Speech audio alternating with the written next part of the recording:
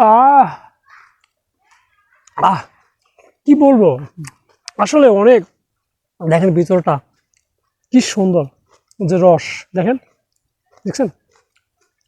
আসসালামু আলাইকুম এভরিওয়ান। তো এই যে আমার পিছনে যে গাছগুলো দেখতেছেন, এগুলো হচ্ছে টমেটো গাছ। এগুলো হাইব্রিড টমেটো। মাশাআল্লাহ, এগুলোতে টমেটো খুব ভালো ফলন আসছে এবং টমেটো কিন্তু পাকতে শুরু করছে। আমি যখন এর আগে দেখাইছিলাম তখন আপনাদেরকে দেখাইছিলাম যে টমেটোগুলো কাঁচা, মানে ধরতে শুরু করছে, ফুল আসছে। তো এখানে আলহামদুলিল্লাহ আপনার ফলন আসছে এবং টমেটোগুলো এক একটা মাশাআল্লাহ বড় বড় সাইজের আসছে এবং পাকতেছে। এই গাছ থেকে টমেটো ছেড়ে একদম টাটকা ফ্রেশ টমেটো খাওয়ার সাহায্যে কি, সেটা আসলে যে যদি না খেতে পারি তাহলে আপনাদেরকে বলে বোঝাতে পারবো না। আর আপনারাও যদি আসলে এইরকম ছাদ কৃষি করে যদি টমেটো গাছের টাটকা টাটকা একদম সুস্বাদু টমেটো খেতে না পারেন, তাহলে আপনারা আসলে বুঝবেন না।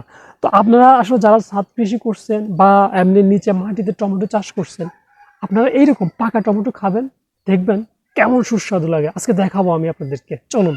এই যে আমার টমেটো গাছগুলো দেখছেন, মাশাআল্লাহ। কারণ আমি প্রতিনিয়ত এদেরকে যত্ন করি, ঠিক আছে। এখনও কিন্তু গাছে প্রচুর ফুল আছে, ঠিক আছে, এরকম ফুল আছে।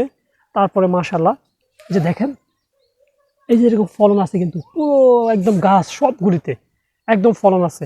আর প্রচুর রোদ, যেহেতু ছাদের উপরে দেখেন প্রচুর রোদ, মাটিগুলো কিন্তু একদম সাদা শুকনো হয়ে গেছে। আমি সকালে কিন্তু পানি দিয়েছিলাম, তো ইনশাল্লাহ বিকেল আবার পানি দিব, ঠিক আছে। আমি আপনাকে দেখাচ্ছি একটু ঘুরে ঘুরে। দেখেন এই যে মাশাআল্লাহ টমেটোটা দেখেন কত বড়, ঠিক আছে। আমি দেখাচ্ছি আপনাদেরকে একটু ক্লোজ করে। দেখেন টমেটোটা কত বড় মাশাআল্লাহ, কিন্তু একদম টমেটোটা পাকতে শুরু করছে। হ্যাঁ, এটা আশা করি কালকের মধ্যে কিন্তু আমি ছিঁড়ে ফেলবো, কারণ কালকে পর আর রাখতে পারবো না। তো আমি এর সাথে একটা টমেটো ছিল, যে দেখেন এই যে এই টমেটোটা, এটা কিন্তু ওটার থেকেও আরেকটু বেশি পাকছে। তো এইটা আমি ছিঁড়ছি, এই টমেটোটা আমি খাবো, আপনাদেরকে দেখাবো। এবং এটা খাওয়ার যে কি একটা, আমি ভীষণ লোভ সামলাতে পারতেছি না। আর আমার এমনি তো টমেটো খাওয়ার খুব একটা দুর্বলতা আছে। আমি টমেটো খাই, হ্যাঁ, এরকম পাকনা টমেটো পেলে কিন্তু আমি খেয়ে ফেলি। সেটা আমি গাছের থেকে খেয়েই ফেলি বা বাজার থেকে কিনে আনার পরেও কিন্তু খাই। দেখেন মাশাআল্লাহ দিলে কী পরিমাণ টমেটো ধরছে, এবং সবগুলি গাছ কিন্তু হাইব্রিড, ঠিক আছে। তো আপনারা অবশ্যই আপনাদের বাড়ির আঙ্গিনায় এরকম টমেটো চাষ করবেন, তাহলে দেখবেন যে আপনাদের আর বাইরের থেকে বাজার থেকে টমেটো কিনে এনে খেতে হবে না। আর আমার ছাদের উপরে দেখেন এখানে একটা আম গাছ আছে, এই যে আমার এই আম গাছটা মাশাআল্লাহ, আম গাছও কিন্তু ওই যে আমের মুকুল চলে আসছে। কয়েকদিনের মধ্যে যখন আম ধরবে তখন এই ছাদের মধ্যে বসেই কিন্তু আম খেতে পারবো আমার এই ছাদের মরিচ গাছ দিয়ে। সেটা আপনাদের একটু দেখাই, ঠিক আছে। এই হচ্ছে আমার এই মরিচ গাছগুলা, ঠিক আছে। এই যে মরিচ ধরতে শুরু করছে, তারপর এটা নতুন চারা। তারপরে দেখেন এটার মধ্যে মাশাআল্লাহ কি পরিমাণ টমেটো মরিচ ধরছে, দেখছেন। সামনে রমজান আসতেছে, আশা করি এখান থেকে মরিচ নিয়ে কিন্তু আমরা খেতে পারবো। এই মরিচ দিয়ে ওই গাছের, এই যে ওই গাছটার ইয়ে দিয়ে আম আম পেড়ে খাওয়ার মজাটা অন্যরকম হবে। এগুলো হচ্ছে বেগুন গাছ, মাশাআল্লাহ। বেগুন দেখেন, আমি সকালে অলরেডি 2টা বেগুন ছিঁড়ে নিয়ে গেছি এখান থেকে, দেখছেন কি সুন্দর মাশাআল্লাহ দিলে টমেটো বেগুনগুলা। তো যেহেতু সামনে রমজান আসতেছে, তো আমরা কিন্তু এখান থেকে ইনশাআল্লাহ বেগুন ছিঁড়ে নিয়ে বেগুনি বানাবো, বেগুনি খেতে পারবো। আলাদা করে আমাদের আর বেগুন কিনতে হবে না। এই দেখেন একটা কি একটা চমৎকার বিষয় দেখছেন, বেগুন গাছে বেগুন জমজ বেগুন হয়েছে। আমি আসলে এর কখনোই বেগুন গাছে এরকম জমজ বেগুন দেখি নাই, জীবনে ফার্স্ট দেখলাম আমার নিজের গাছের বেগুন, তাও জমজ বেগুন, ঠিক আছে। এক দিলে 2 পাখি মারার মতো।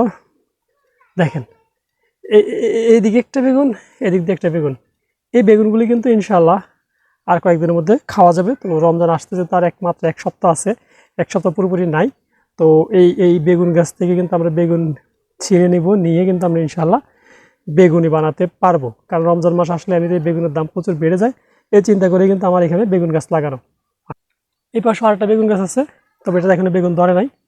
আর এখানে আমার আরও টমেটোর চারা আছে, দেখেন এই একটা ছোট চারা, ঠিক আছে। এটা তো অলরেডি ফুল চলে আসছে।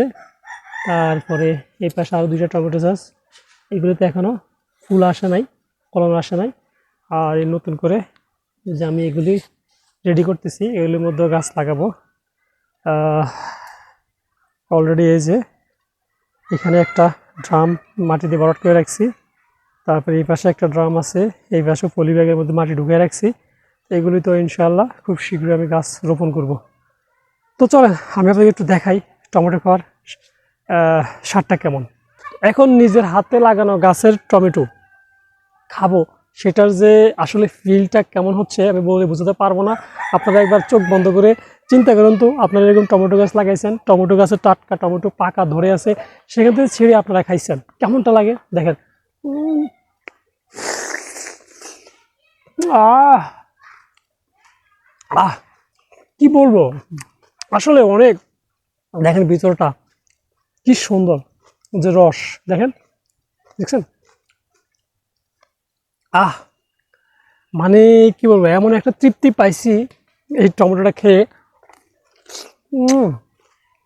টসটসে রসালো পানি পড়তেছে। আসলে আমি আসলে যাই না, মানুষে বলে একটা টমেটো খাওয়া নাকি একটা আপেলের সমান। তো যদি এমনটা হয়ে থাকে তো একটা আপেল খাচ্ছি, নিজের গাছের গাছের টমেটো খাচ্ছি, একটা আপেল খাচ্ছি। আহ